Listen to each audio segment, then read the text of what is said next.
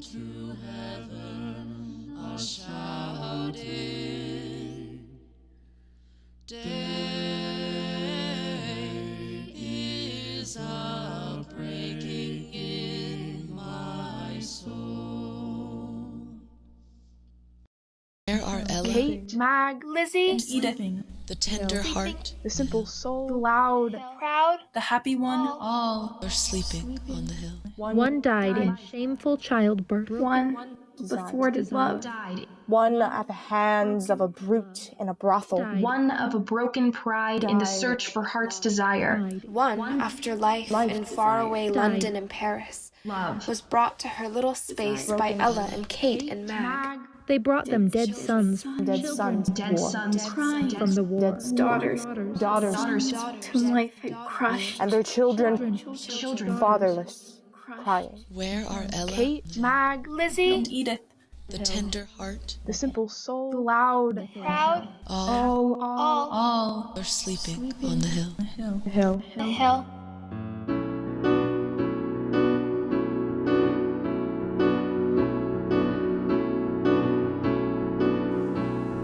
Have you seen walking through the village a man with downcast eyes and haggard face?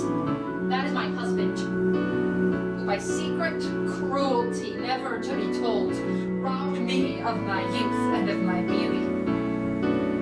Till at last, wrinkled, with yellow teeth and with broken pride and shameful humility, he sank into the grave.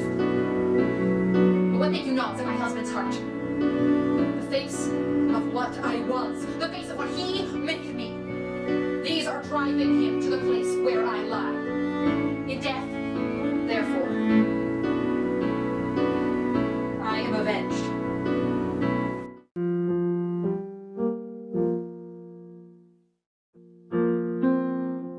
My life's blossom, my cocoon on all sides, save for a bitter wind which stunted my petals on the side of me which you in the village could see. From the dust, I lift a voice of protest. My flowering sight, you never saw. Ye living ones, ye are fools indeed, who do not know the ways of the wind and the unseen forces that govern the processes of life.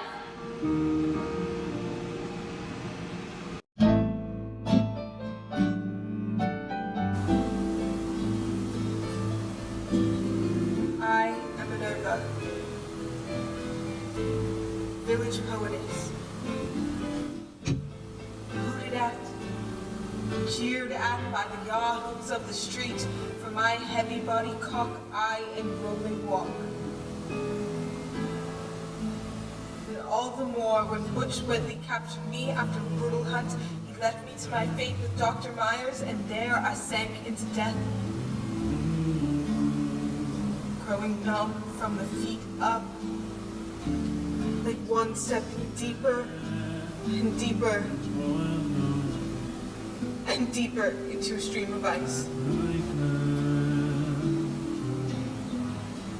Someone go to the village newspaper and gather into a book the verses I wrote. I hungered so for love. I thirsted so for life.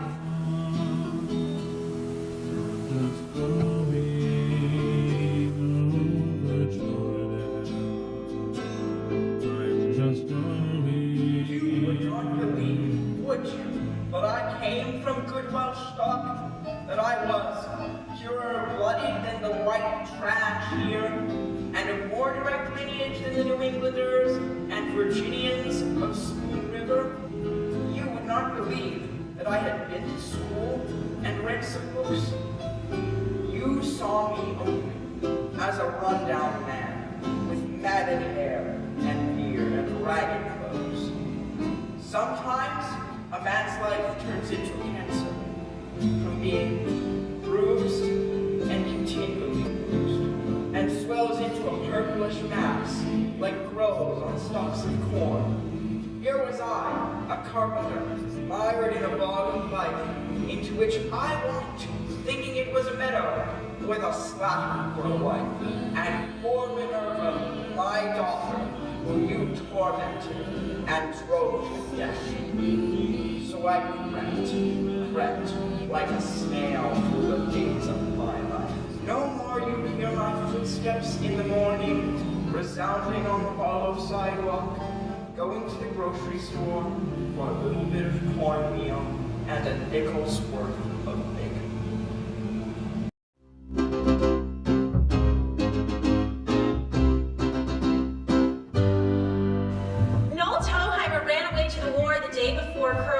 Swore out a warrant through Justice Arnett for stealing hogs. But that's not the reason he turned a soldier. He caught me running with Lucius Atherton. We quarreled, and I told him never again to cross my path. Then he stole the hogs and went to war. Back of every soldier is a woman.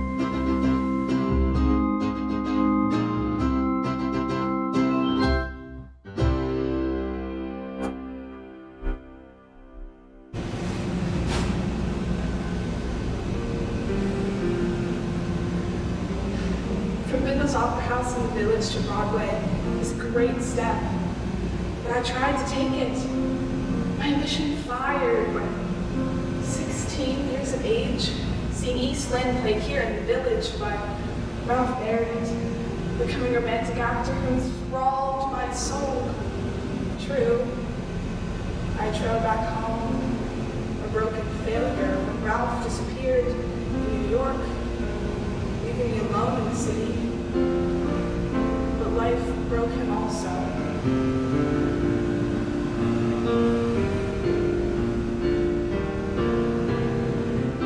All this place of silence, there are no kindred spirits. I wish Jose could stand amid the pathos of these quiet fields and read these words.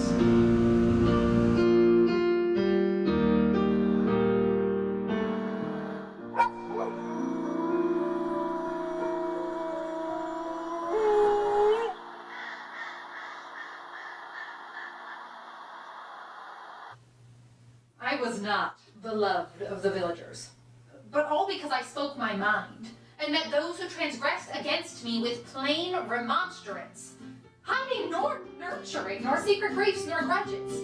But that act of the Spartan boy is greatly praised, who hid the wolf under his cloak, letting it devour him uncomplainingly. It is braver, I think, to snatch the wolf forth and fight him openly, even in the street, amidst the dust and howls of pain. The tongue may be an unruly member, but silence poisons the soul. Berate me who will, I am content.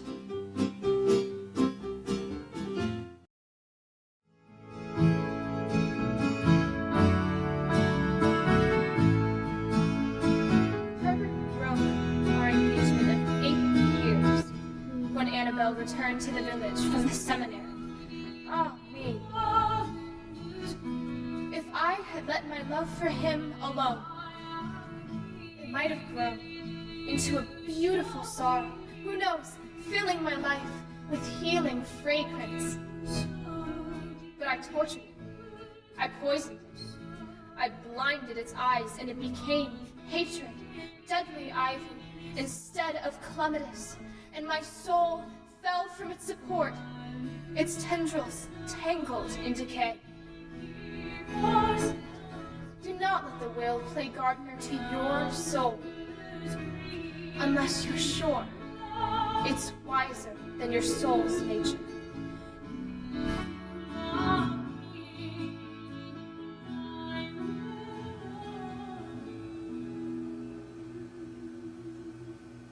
All your sorrow, Louise, hatred sprang from your delusion that it was once in its spirit, contempt of your soul's rights, which made me turn to Annabelle and forsake you. You really grew to hate me for love of me, because I was your soul's happiness, formed, tempered to solve your life for you, and would not. But you were my misery. If you had been my happiness, would I not have come to you? This is life's sorrow, that one can be happy only where two are, and that our hearts are drawn to stars, which once is gone.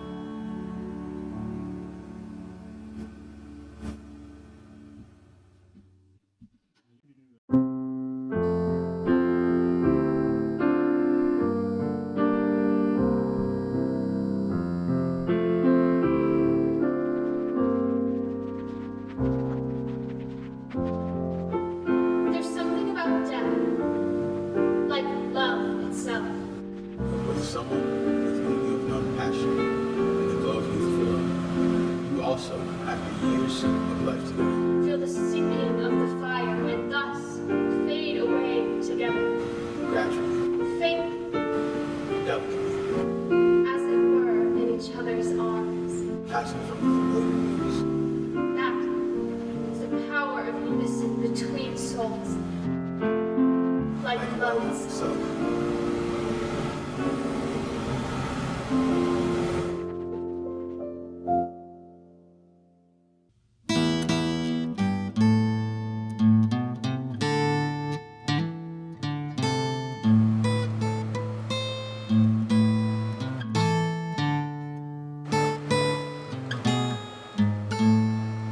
Well, don't you see this was the way of it? We bought the farm with what he inherited, and his brothers and sisters accused him of poisoning his father's mind against the rest of them. And we never had any peace with our treasure. The murrain took the cattle, and the crops failed, and lightning struck the granary, so we mortgaged the farm to keep going. And he grew silent, and was worried all the time. Then some of the neighbors refused to speak to us and took sides with his brothers and sisters, as some may say at an earlier time in life. No matter, so and so is my friend, or I can shake this off with a little trip to Decatur. But the dreadfulest smells infested the room, so I set fire to the bed, and the old witch house went up in a roar of flames as I danced in the yard with a waving arm while he wept like a freezing steamer.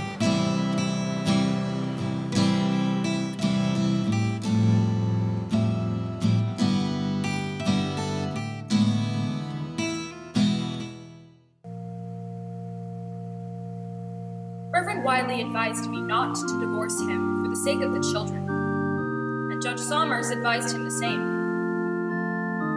So we stuck to the end of the path. But 2 of the children thought he was right, and 2 of the children thought I was right. And the 2 that sided with me blamed him, and the 2 that sided with him blamed me. And each grieved for the one they sided with. And all were torn with the guilt of judging, and tortured in soul, because they could not admire equally him and me. Now every gardener knows that plants grown in cellars or under rocks are twisted and yellow and weak, and no mother would let her baby suck diseased milk from her breast. Yet preachers and judges advise the raising of souls where there is no sunlight, only twilight. No warmth, just dampness and cold. Preachers and judges.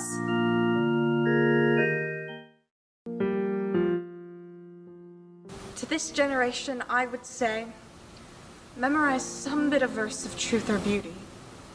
It may serve a turn in your life. My husband had nothing to do with the fall of the bank. He was only cashier. The wreck was due to the president, Thomas Rhodes, and his vain, unscrupulous son. Yet my husband was sent to prison, and I was left with the children to feed and clothe and school them.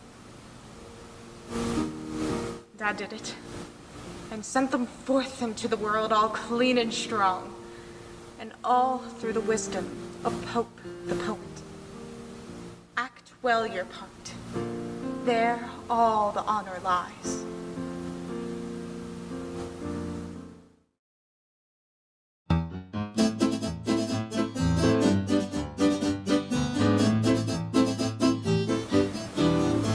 She loved me. Oh, how she loved me. I never had a chance to escape from the day she first saw me. And yet, after we were married, I thought she might prove her mortality and let me out. Or she might divorce me. But few died. None resigned. So I ran away and was gone a year on the lark. But she never complained. She said all would be well, that I would return, and I did return. I told her that while taking a row on a boat, I'd been captured near Von Buren Street by pirates on Lake Michigan and kept in chains so I could not write to her. She cried and kissed me and said it was cruel, outrageous, inhuman. I then concluded our marriage was a divine dispensation and cannot be dissolved, except by death.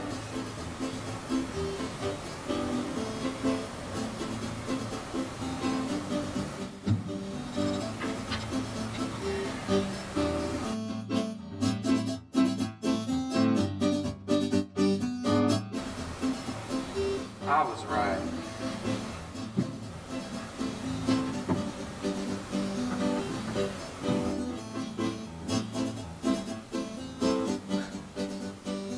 He ran away and was gone for a year. When he came home, he told me this silly story of being kidnapped by pirates on Lake Michigan and kept in chains so he could not write me. I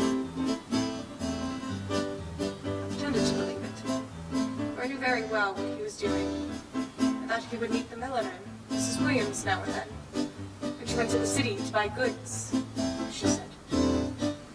But a promise is a promise, and marriage is marriage. And out of respect for my own character, I refuse to be drawn into a divorce by the scheme of a husband who had merely grown tired of his marital vow and duty.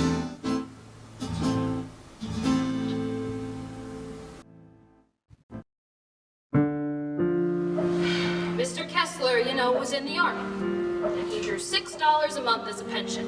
And then he stood on the corner talking politics, or sat at home reading Grant's memoirs. I supported the family by washing, learning the secrets of all the people through their curtains, counterpanes, shirts, and skirts. From things that are new grow old at length. They're replaced with better, or none at all. People are prospering, or falling back. Rents and patches widen with time, and no needle or thread can paste decay. There are stains that baffle soap, and there are colors that run in spite of you, blamed though you are for spoiling a tress. Handkerchiefs, napery, have their secrets. The laundress life knows all about it. And I, who went to every funeral held in Spoon River, swear I never saw a dead face without thinking it looked like something washed and ironed.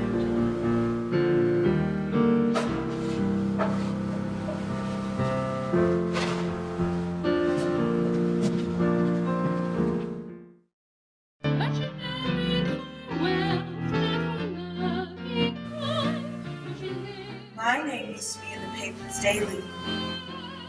As having dined somewhere, or traveled somewhere, or rented a house in Paris where I entertained the nobility. I was forever eating or traveling, or taking the cure out bottom. Now, I'm here to do honor to Spoon River, here beside the family whence I sprang. No one cares now where I dined, or traveled,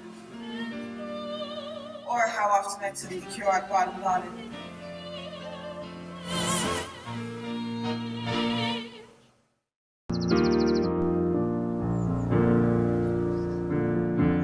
I was the daughter of Lambert Hutchins, born in a cottage near the grist mill, reared there in the mansion on the hill, with its spires, bay windows, roof of slate. How proud my mother was of the mansion. How proud of father's rise in the world. And how he loved and watched us and guarded our happiness. but I believed the house was a curse. Her father's fortune was little beside it. But when my husband found out he married a girl who was poor, he taunted me with its spires, calling the house a fraud on the world, a treacherous lure to young men, raising hopes of a dowry not to be had, and a man, while selling his boat, should get enough from her family's betrayal to wall the whole of his family in. Vexed my life, so I went back home and lived like an old maid till I died, keeping house for father.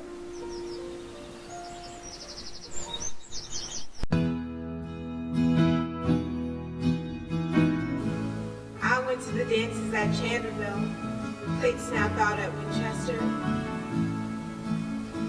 One time we changed partners, driving home in the moonlight of middle June. Then I found Davis. We were married and lived together for 70 years, enjoying, working, raising the 12 children, 8 of whom we lost ere I'd reached the age of 60. I spun, I wove, I nursed the sick, I kept the house, and for holiday rambled over the fields where sang the larks.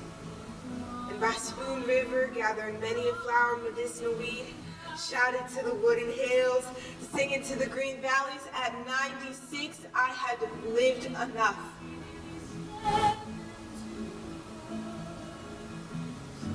That is all. Pass to a sweet repose. What is this I hear of sorrow and weariness? Anger, discontent, and drooping hopes? Degenerate sons and daughters. Life is too strong for you. It takes life to love life.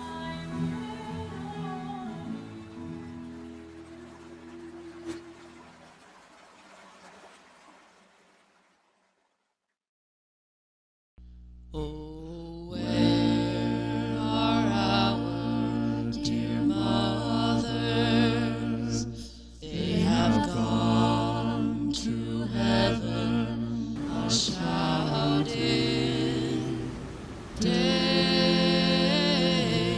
is a-breaking in my soul. At first you will not know what they mean, and you may never know, and we may never tell you. These sudden flashes in your soul like lambent lightning on snowy clouds at midnight when the moon is full. They come in solitude, or perhaps you sit with your friend, and all at once a silence falls over speech, and his eyes, without a flicker, glow at you. You two have seen the secret together. He sees it in you, and you in him, and there you sit, thrilling, lest the mystery stand before you and strike you dead with a splendor like the sun's. Be brave, all souls who have such visions, for as your body's alive, as mine is dead, you are catching a little whiff of the ether, reserved for God himself.